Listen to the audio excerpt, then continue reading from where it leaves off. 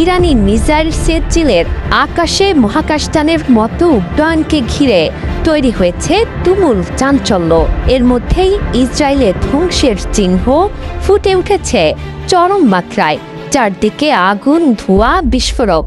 ধারণা করা হচ্ছে রাতে ইরানের ছোড়া সেজিল মিসাইল আটকাতে পারেনি ইসরায়েলের এয়ার ডিফেন্স সিস্টেম। ইসরায়েলিরা লুকিয়ে আছে বাংকারে। আইআরজিসি এরই মধ্যে জানিয়েছে আক্রমণের প্রথম কয়েক ঘন্টায় পুরনো মিসাইল ছোড়া হয়েছে। এরপর রাতে ছোড়া সেজিলে ইরানের অবিশ্বাস্য মিসাইল ভান্ডারের প্রথম মহাশক্তিশালী মিসাইল হিসেবে আশ্রয়ে পড়ে ইসরায়েলে।